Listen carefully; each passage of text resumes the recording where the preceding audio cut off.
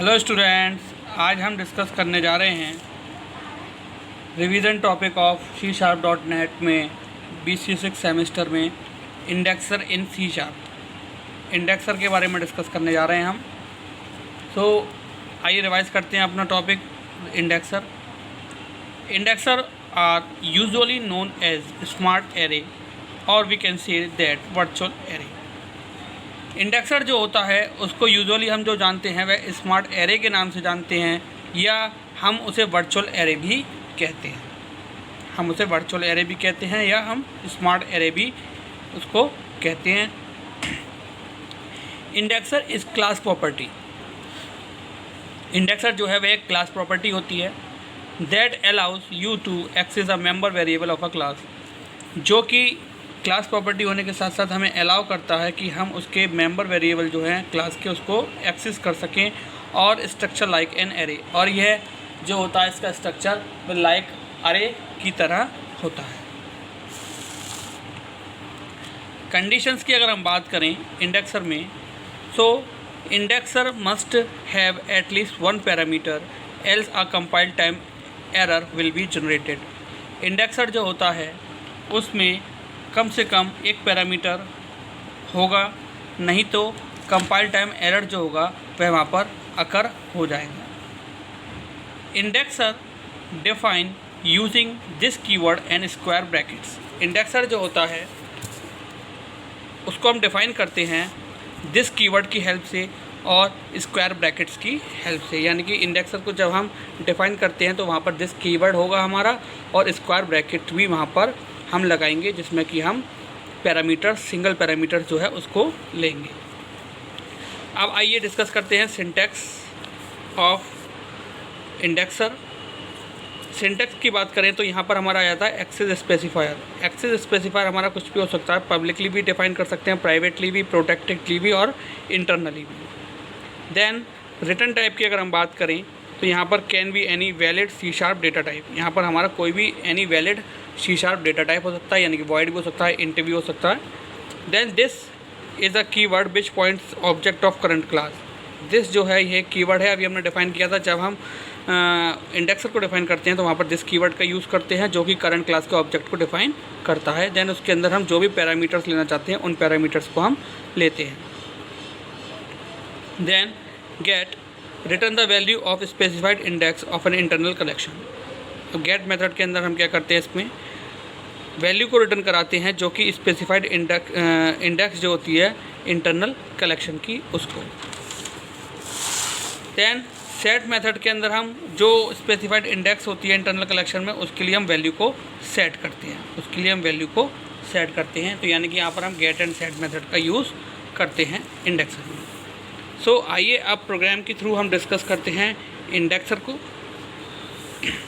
Using system यहाँ पर हमने क्या करा, सिस्टम के नेम से हमने यहाँ पर नेम स्पेस लिया। Then namespace indexer example, program नाम से हमने क्लास बनाई, क्लास इंडेक्सर क्लास। उसके अंदर हमने एक और क्लास ली इंडेक्सर क्लास के नाम से। Then public string names is equals to new string 3, यानी कि यहाँ पर हमने 3 ऑब्जेक्ट हैं एरे के, उसको डिफाइन किया है कि यहाँ पर हमारे जो स्ट्रिंग में ऑब्जेक्ट्स होंगे वह 3 ऑब्जेक्ट्स होंगे। Then public string this int i, यहाँ पर आप देख रहे होंगे पब्लिक क्या था हमारा एक्सेस, ठीक है, एक्सेस आइडेंटिफायर। देन हमारा ये क्या हो गया return type, then this keyword, then parameter, ठीक है। तो यहाँ पर हम जो है वह डिफाइन कर रहे हैं इंडेक्सर को। अब गेट मेथड के अंदर रिटर्न नेम आई, ठीक है, यहाँ पर क्या रीड राइट प्रॉपर्टी लगाई है हमने नेम के लिए, ठीक है। यहाँ पर हम राइट भी कर सकते हैं और रीड भी। देन सेट में हमने क्या करा, name I is equals to value, ठीक है, जो कि हमारी प्री डिफाइंड प्रॉपर्टी है वैल्यू, ठीक।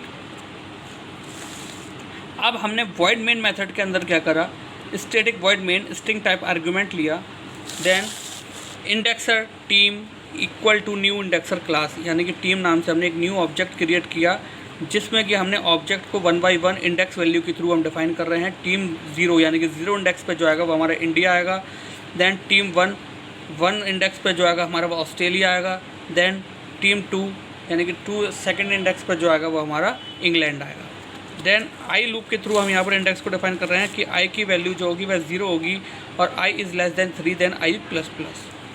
Then console dot write line team i, console dot read line time team i, यानी कि आई की वैल्यू जब 0 होगी और आई इज़ लेस देन 3 होगा आई प्लस प्लस, तो वह आई को प्रिंट करा देगा, यानी कि आई की इनिशियल वैल्यू क्या होगी 0 0 को वह प्रिंट करा देगा। देन आई की वैल्यू जब 1 होगी तो इंक्रीमेंट होने के बाद जब 1 हो जाएगी 0 के बाद, तब क्या होगा, कंडीशन सेटिस्फाई हो जाएगी, क्योंकि 3 की वैल्यू जो है वो 1 से और 1 की वैल्यू जो है वह 3 से कम है।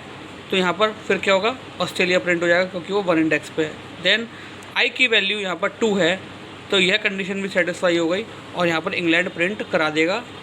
देन जब उसकी वैल्यू 3 होगी तो ये लूप टर्मिनेट होकर बाहर आ जाएगा और यहाँ पर हमारा इंडिया, ऑस्ट्रेलिया और इंग्लैंड प्रिंट हो जाएगा इस तरीके से। ठीक, तो यहाँ पर स्टूडेंट्स हमारा इंडेक्सर का टॉपिक जो है वह फिनिश होता है। अब हम इंडेक्सर के बाद एक न्यू टॉपिक है जिसको हम रिवाइज करेंगे, जिसका नाम है properties.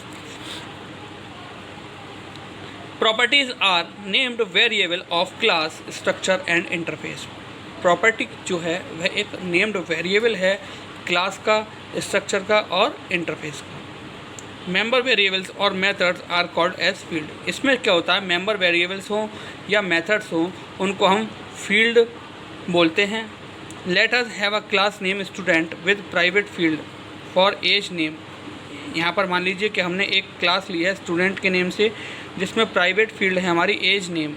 We want directly access this field from outside the class scope. अगर हम इसको डायरेक्टली जब प्राइवेटली डिफाइन कर रहा है तो हम इसको डायरेक्टली एक्सेस नहीं कर सकते, but can have properties for access this field private fields. But यहाँ पर प्रॉपर्टीज कुछ होती है जिससे हम इन प्राइवेट फील्ड्स को एक्सेस कर सकते हैं।